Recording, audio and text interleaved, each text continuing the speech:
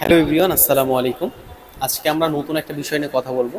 সেটা হচ্ছে আমরা যারা মোবাইল ব্যবসায়িক আছি তাদের বিষয়ে একটা নতুন নীতিমালা তৈরি হয়েছে। সেটা হচ্ছে 2025-এর 16ই ডিসেম্বরের পর থেকে আমাদের বাংলাদেশে আর কোনো রকম আনঅফিসিয়াল প্রোডাক্ট ইউজাররা ইউজ করতে পারবে না, সিম ব্যবহার করতে পারবে না। বিটিআরসির নতুন একটা নীতিমালা তৈরির মাধ্যমে এনইআইআর সিস্টেম চালু হচ্ছে, যার কারণে যারা 16ই ডিসেম্বরের পরে আনঅফিসিয়াল প্রোডাক্ট কিনবে তাদের ফোনগুলোতে তারা সিম ব্যবহার করতে পারবে না।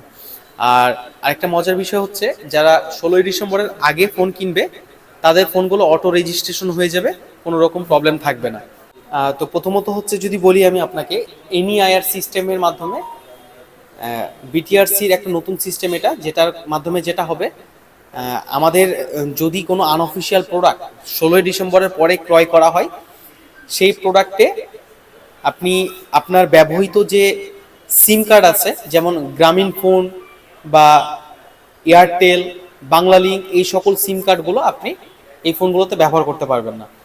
আর যদি কেউ কোনো প্রোডাক্ট বাইরে থেকে গিফট দেয়, অনেকে এমনটা হয় যে আসলে আমাদের দেশের বাইরে থেকে নিয়ে আসছে, দেশের বাইরে আছে, সেই ক্ষেত্রে সে হচ্ছে একটা প্রোডাক্ট তার আত্মীয়র জন্য বা তার ভাই বোনের জন্য একটা প্রোডাক্ট গিফট নিয়ে আসছে। তো আমাদের বিটিআরসির ডাটাবেজেই কিন্তু বিটিআরসির অফিসিয়াল যে সাইট আছে, এইখানে একটা ফর্ম ফিল আপ করার সুযোগ দিয়েছে। এইখানে যে আপনারা যে ধরনের যে প্রোডাক্টই আনুন না কেন, সেইখানে আপনাকে অফিসিয়াল সকল ডকুমেন্ট সাবমিট করতে হবে, আপনার ট্যাক্স পরিশোধ করতে হবে, তারপরে আপনি এই প্রোডাক্টটা আপনার পরিবারের জন্য ব্যবহার করতে পারবেন। যারা আনঅফিসিয়াল ব্যবসায়িক আছে তাদের জন্য বলি, এই ক্ষেত্রে একটা খারাপ বিষয় হচ্ছে, আনঅফিসিয়াল প্রোডাক্টগুলোর যেহেতু 57% পর্যন্ত ট্যাক্স দিতে হয়, অনেকেই এই জিনিসগুলো আসলে অবৈধ পথে নিয়ে আসছে, যার কারণে সরকার ক্ষতিগ্রস্ত হচ্ছে। পাশাপাশি যারা অফিসিয়ালি ব্যবসা করছে এরাও ক্ষতিগ্রস্ত হচ্ছে, কারণ আনঅফিসিয়াল কাস্টমারগুলো কিন্তু অল্প প্রাইসে ভালো প্রোডাক্টগুলো পাচ্ছে। বাট এইখানে হিউজ একটা ট্যাক্সের কারণে আমাদের সরকার কর্তৃক এখানে হচ্ছে ট্যাক্স ফাঁকিটা হচ্ছে।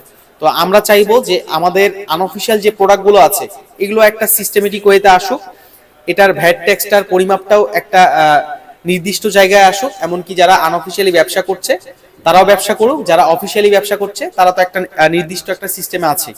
ইনশাল্লাহ এই বিষয়গুলো অবশ্যই প্রশাসন পর্যন্ত পৌঁছাবে, আর আমরা এটার একটা ভালো সমাধান পাবো।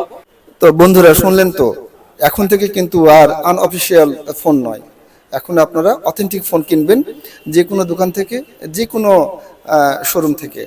তো আমরা সবাই অথেন্টিক আর অফিসিয়াল ফোন ব্যবহার করব। আমাদের এই স্লোগান, এই চাওয়া যেন অক্ষুণ্ণ থাকে।